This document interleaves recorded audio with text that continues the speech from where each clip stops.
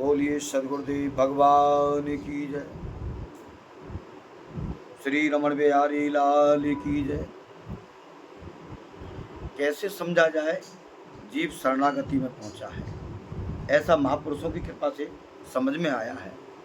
जिसको अपने बल का भरोसा खत्म हो जाए, जो अपना बल ना मान करके अपने आराध्य का, अपने गुरुदेव का ही 24 घंटे बल माने, उनकी कृपा माने और करनी और कथनी दोनों एक हो जाए, अंदर का भाव और बाहर का भाव, कि जो भी कुछ हो रहा है सब प्रभु ही कर रहे हैं।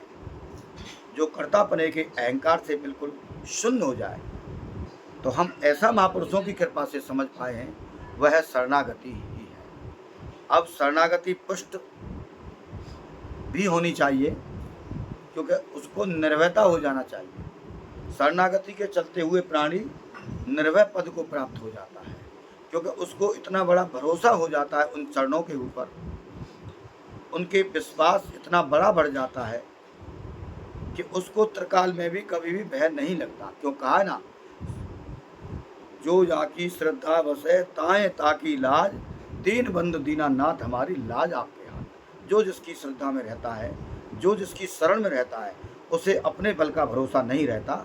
अपना कुछ बल है ही नहीं, केवल बल अगर है तो केवल गुरु और गोविंद का ही बल वो अपने हृदय के अंदर प्रत्यक्ष होगा। दूसरा, निर्भयता को प्राप्त हो जाना, संसार से परम वैराग्य हो जाना, केवल प्रिया प्रीतम के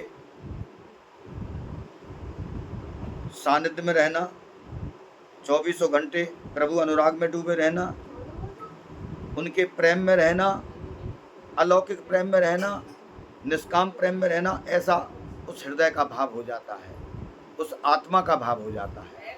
जो आत्मा पूर्ण रूपेण वास्तविक ही, जिसने अपने मन मंदिर के अंदर कोने कोने के अंदर भगवान को बैठा लिया, ऐसा उसको अनुभव हो गया, तो उसको विचार करके सोच लेना चाहिए कि वास्तविक ही ये शरणागति का ही रूप है।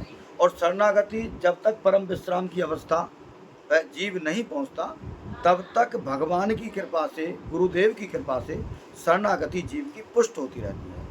और शरणागति पूर्णता होने पर, पुष्ट होने पर फिर उस जीव को परम विश्राम मिल जाता है, और वह जीव जरा जन्म मृत्यु और व्याधि, अनेक प्रकार के दैहिक दैविक भौतिक ताप, इन सभी से मुक्त हो जाता है और शरीर और संसार से उपराम होकर के प्रभु के अनुराग में पहुंच जाता है। जैसा भी हम संत महापुरुषों की कृपा से समझ पाए हैं, हमारे समझने में कहीं कोई त्रुटि हो, कोई भूल हो, तो हमको क्षमा कर देना। बाकी जो भी कुछ अच्छा लगे उस पर विचार कर लेना, और जो शब्द आत्मा को छू जाए उसको अपने जीवन में उतार लेना। जय जय श्री राधे, जय जय श्री कृष्ण। आपका मंगल हो, भगवान से यही प्रार्थना है।